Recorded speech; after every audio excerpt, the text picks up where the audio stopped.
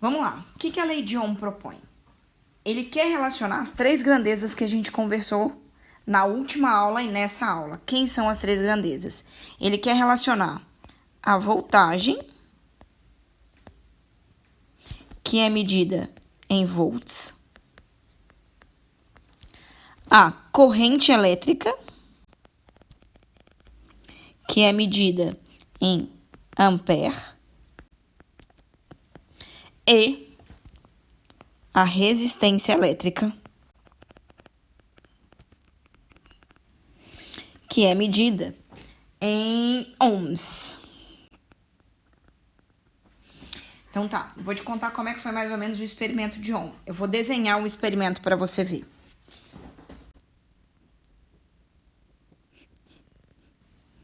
Essa tá igual uma pasta de dente.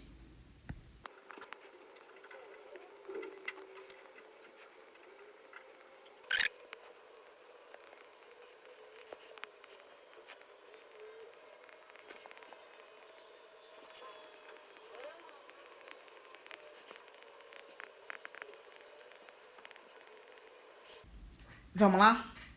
A ideia é a seguinte. Eu fiz três experimentações, na verdade, né? E aí, eu quero primeiro estudar circuito elétrico, também estudar formas de se representar algo, tá? Então, eu fiz duas representações. Uma que eu faço só no início com vocês, para que vocês consigam entender melhor o que eu estou fazendo. E a outra que eu vou fazer daí até a eternidade. Então, vamos entender o seguinte. Vou colocar de vermelho aqui.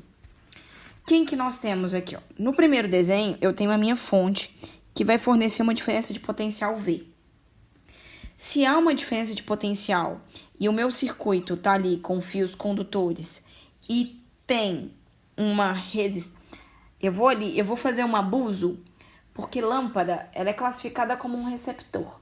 Mas todo receptor tem resistência. Então, nesse exato instante, você vai apagar os meus últimos 30 segundos de fala e vai me deixar falar que lâmpada é resistência, tá? Quando eu falo pra você, olha, tá vendo? Agora não é mais. Vai chegar esse momento, mas eu quero criar essa maturidade sem que isso te assuste. Então, eu vou falar resistência, mas, tipo assim, na linha verdadeira lá, ó, nos livros, a gente teria que chamar de receptor. Mas receptor é um conteúdo que você vê lá na frente, tá? Então, beijo, me liga, é resistência mesmo. Então, tá aqui, ó, a resistência da lâmpada. E quando eu crio uma diferença de potencial, o que a gente percebe, vou colocar em azul, é que há uma corrente elétrica. Primeiro agora, então, trabalhando aquela coisa da visualização, olha aqui, ó. Olha como é que eu vou desenhar a fonte no seu circuito e olha como é que eu vou desenhar a resistência.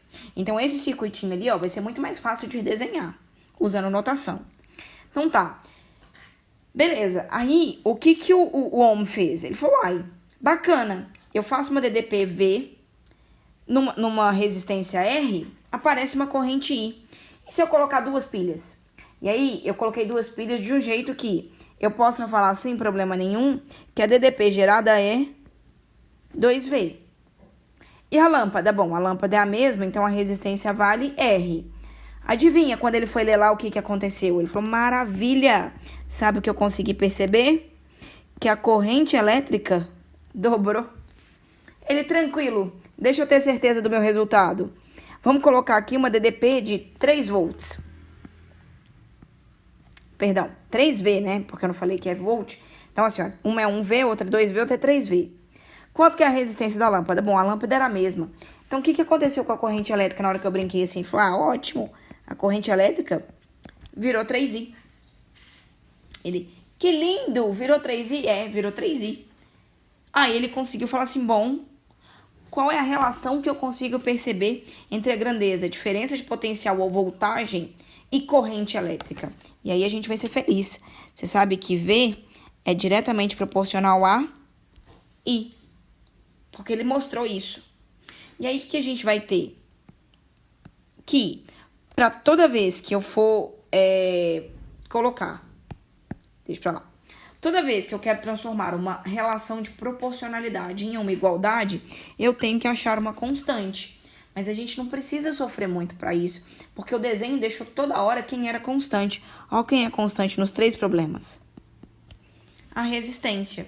Então, o que a gente vai ter com a lei de Ohm? A lei de Ohm vai estabelecer o seguinte, que a DDP fornecida vai ser igualzinho ao produto entre a resistência oferecida e a corrente estabelecida, tá?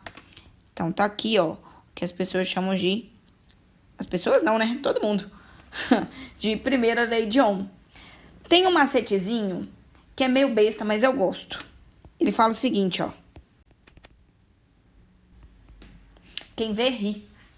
Ou vê, ri. Segue lá, vai que dá certo. Então, todos os exercícios que estão propostos para vocês na lista que eu coloquei lá no Conexa são exercícios que vão usar essa relação de voltar, essa primeira relação da lei de Ohm. Uma consideração que vai ser importante para quando eu for abordar a segunda lei de Ohm é pensar o seguinte: se V é igual a R vezes I, então existe uma forma, utilizando meios externos, para você calcular a resistência de alguma coisa. Como é que você calcula a resistência de alguma coisa? Se aplica uma diferença de potencial sobre ela e lê a corrente que ela faz, tá? Fazendo adendos que a gente precisa. As resistências são classificadas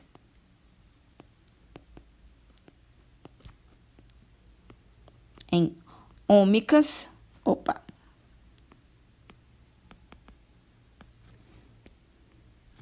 e não ômicas.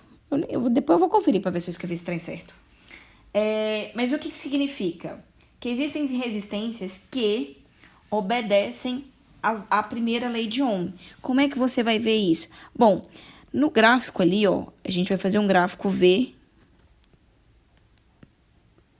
por I. Se a resistência é ômica, já que a gente sabe que V é proporcional a I, quando isso acontece, o gráfico já está determinado. Tá aqui, ó.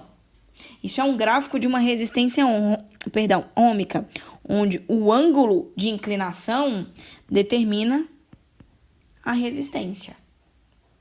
E quando é que a resistência é não ômica?